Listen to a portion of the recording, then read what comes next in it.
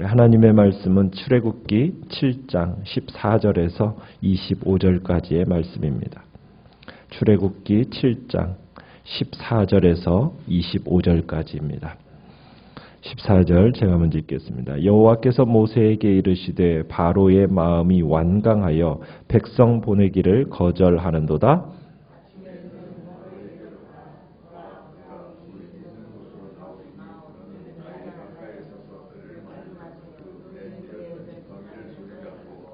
그에게 이르기를 히브리 사람의 하나님 여호와께서 나를 왕에게 보내어 이르시되 내 백성을 보내라. 그러면 그들이 광야에서 나를 섬길 것이니라 하였으나 이제까지 내가 듣지 아니하도다.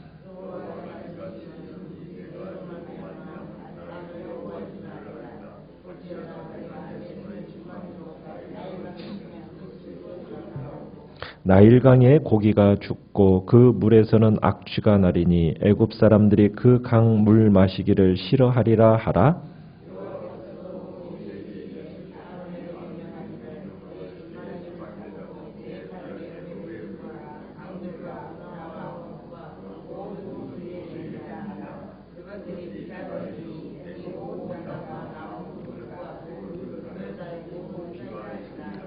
모세와 아론이 여호와께서 명령하신 대로 행하여 바로와 그의 신하의 목전에서 지팡이를 들어 나일강을 치니 그 물이 다 피로 변하고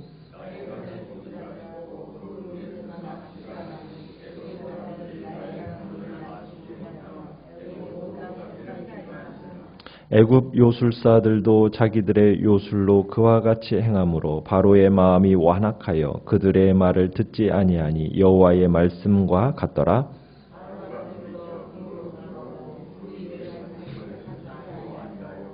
애굽 사람들은 나일강 물을 마실 수 없으므로 나일강가를 두루 파서 마실 물을 구하였더라. 여호와께서 나일강을 치신 후 이레가 지나니라. 아멘.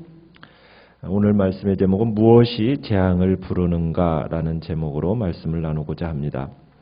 오늘 본문에서부터 이제 본격적으로 이스라엘의 출애굽을 위해 하나님께서 애굽에 내리신 10가지 재앙이 시작되고 있습니다. 오늘 본문은 그 중에서도 첫 번째 재앙으로 나일강 물을 피로 물들인 피 재앙을 소개하고 있습니다.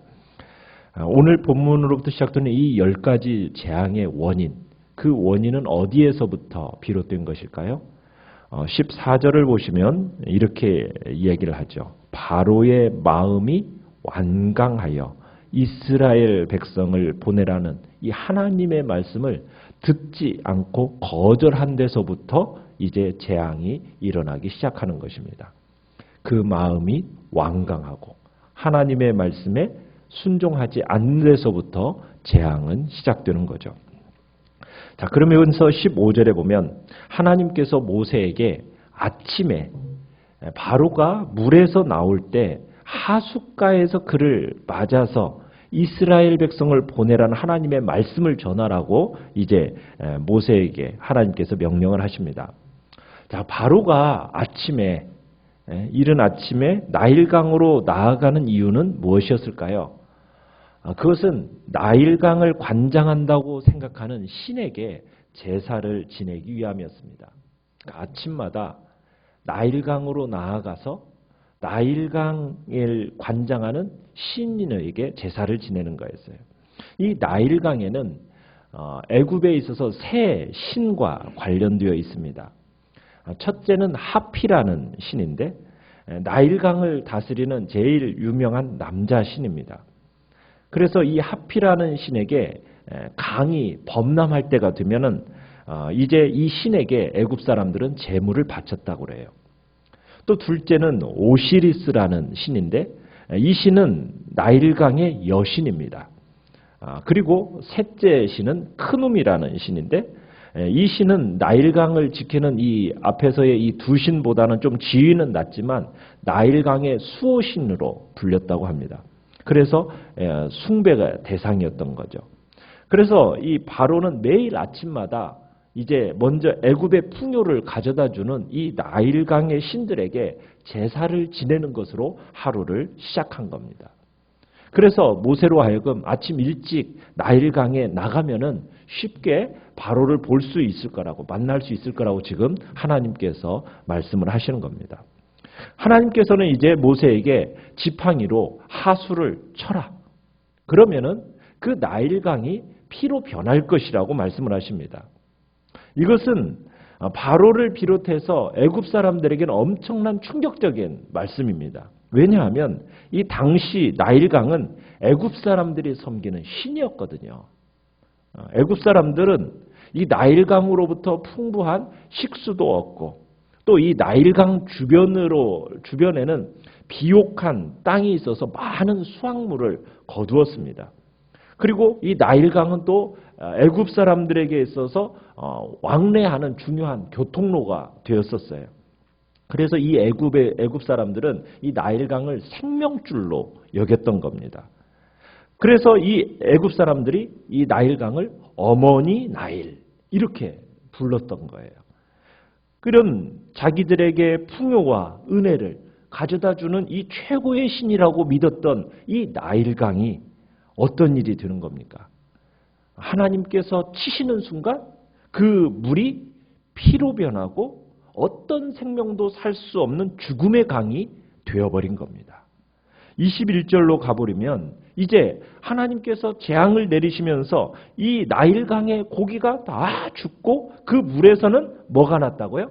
악취가 났다고요. 그 전에는 평소에는 생명의 냄새가 났던 이 나일강이 이제는 이 재앙으로 인해서 죽음의 냄새로 바뀌어버리고 이 죽음의 냄새로 가득하게 되어버린 겁니다.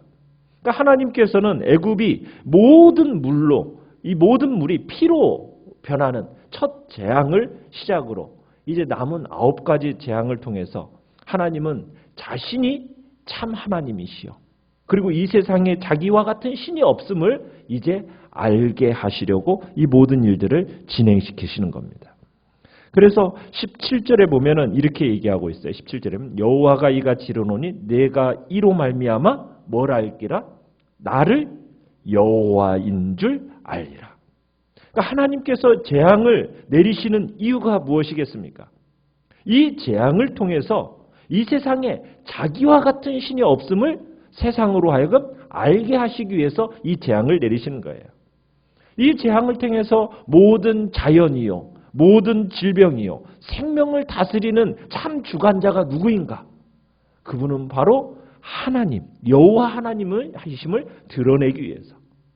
그리고 자신을 신앙하지 않는 애굽 백성들뿐만 아니라 많은 백성들뿐만 아니라 자기를 믿고 따르는 자기 백성이라고 말하는 이스라엘 백성들에게까지 자신이 어떠한 존재인지를 알게 하기 위해서 이제 이 재앙들이 시작이 되는 것입니다. 자, 애굽 사람들이 어떻게 보면 생명의 젖줄로 그렇게 신봉하고 있는 이 나일강이 이 죽음을 토해내는 강이 되었어요. 참 이들에게 있어서 이것이 어떤 의미로 이해가 되었을까요? 그들이 그렇게 받들어 섬기던 이 나일강, 이것이 스스로 어떤 것도 베풀 수 없는 허망한 존재라는 것을 그들로 하여금 깨닫게 하고 온 천하로 하여금 드러나게 한 겁니다.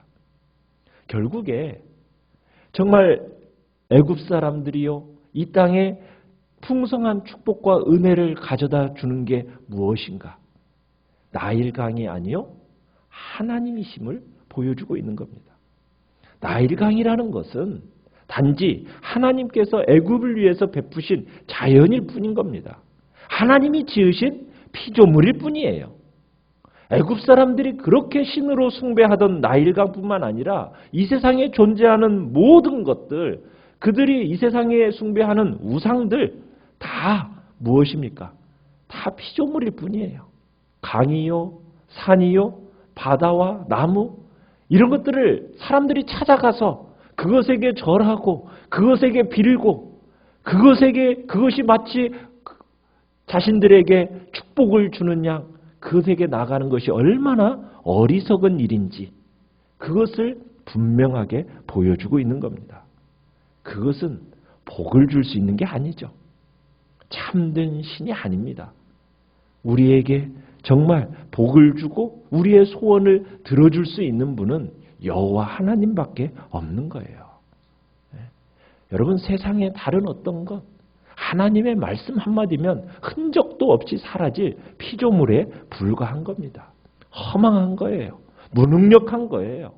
사람에게 축복을 주는 것, 우상이 아닙니다. 이 세상에 어떠한 자연도 우리에게 복을 주는 게 아니에요. 오직 살아계신 하나님 한 분뿐임을 이 시간에도 우리들이 고백하며 나아가야 됩니다.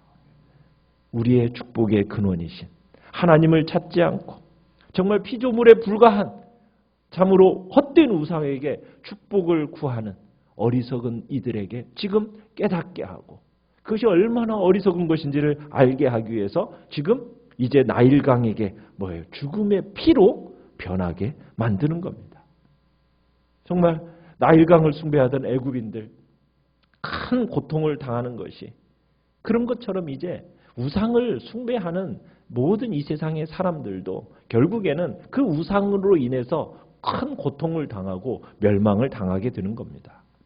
오늘 우리는 오직 하나님께만, 그분에게만 영광을 돌리고 찬양을 돌리고 그분만을 숭배하고 경배하고 그분에게만 우리의 정말 소원을 아뢰면서 나아가야 되는 겁니다.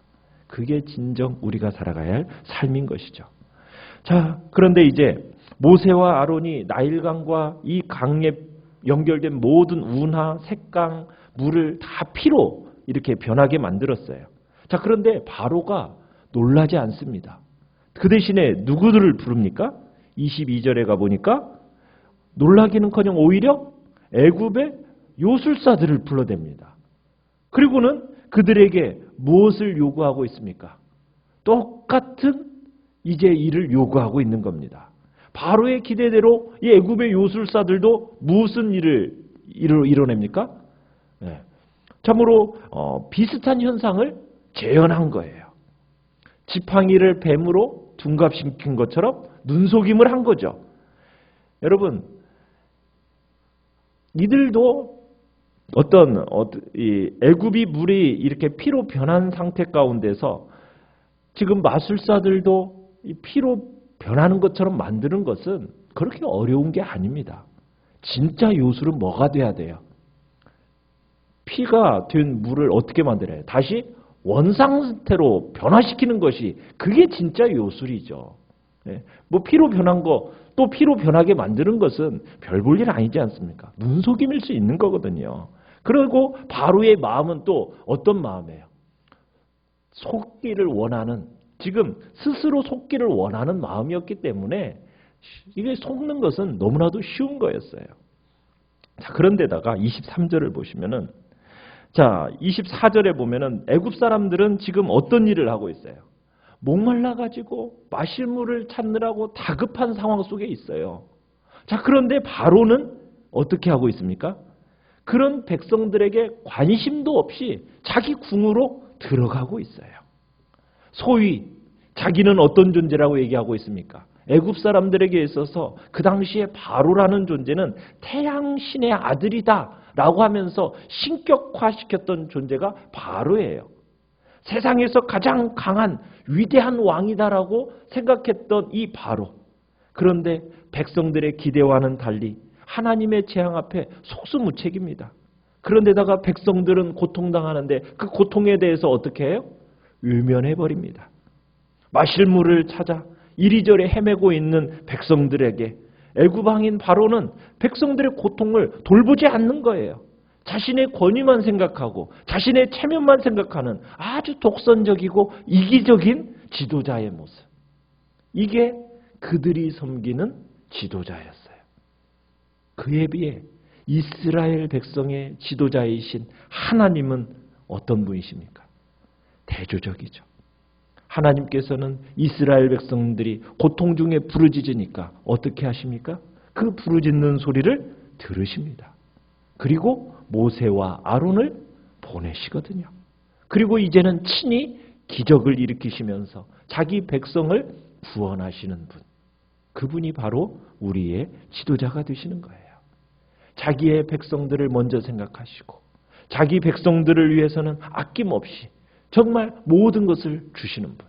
심지어는 자신의 아들까지도 내어주신 분이 바로 우리의 창조주시요, 우리의 대주제시요, 우리를 다스리시며 우리를 선하게 이끌어주시는 인도자요 지도자이신 분이 바로 우리의 아버지이신 하나님, 여호와 하나님이신 겁니다. 우리는 그분을 지도자로 뒀다라는 것은 우리 인생에 있어서 최고의 축복인 겁니다. 참으로 성도들은 누구보다도 능력이 많으시고 사랑이 많으시고 은혜가 넘치시는 그 하나님을 지도자로 만났으니 우리는 가장 축복받은 자들이라고 우리는 믿을 수 있는 겁니다. 참으로 세상의 지도자는 믿을 수 없어요. 그러나 우리에게 참 지도자가 계십니다. 여호와 하나님이시요, 우리의 맏형이 되시면서 우리를 선하게 이끌어주시는 예수 그리스도가 우리의 참된 지도자로 서 계시니 우리는 두려움 없이 이 땅을 믿음으로 달려갈 수 있는 것입니다. 참으로 이런 축복을 참으로 스스로 포기하는 어리석은 사람들이 있어요.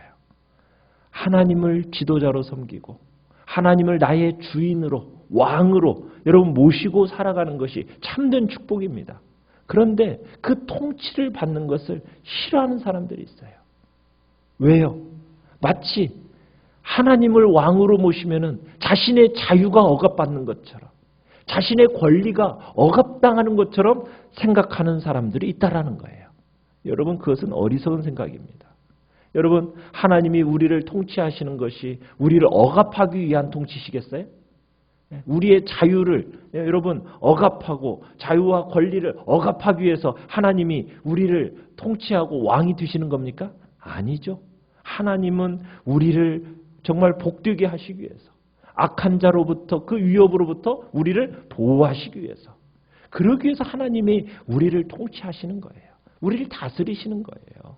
그래서 우리는 하나님의 통치를 거부하지 말고 그 하나님 앞에 우리를 기꺼이 내어드리면서 나의 왕으로 좌정해달라고, 하나님의 이끄심에 기꺼이 순종하겠다는 삶이 우리에게 있어 참된 복인 겁니다. 그것을 거부하는 인생은 스스로 복을 내던지고 마치 불 속으로 날아드는 불나방과 똑같은 죽음과 멸망을 향해 달려가는 그런 어리석은 처사가 되는 겁니다. 오늘 본문을 통해서 정말 애굽 모든 사람들이 숭배의 대상이었던 그 바로나 나일강, 그거 하나님의 심판 앞에서 아무것도 아님을 우리가 보게 됩니다. 정말 우리가 섬길 유일한 분은 창조주시오, 대주제이신 여호와 하나님, 그분만을 우리가 섬기며 그분만을 높이며 그분이 이끄심을 따라 살아가는 복된 우리가 삶을 살아가겠다고 결단하는 오늘 한날이 되시기를 간절히 축원합니다.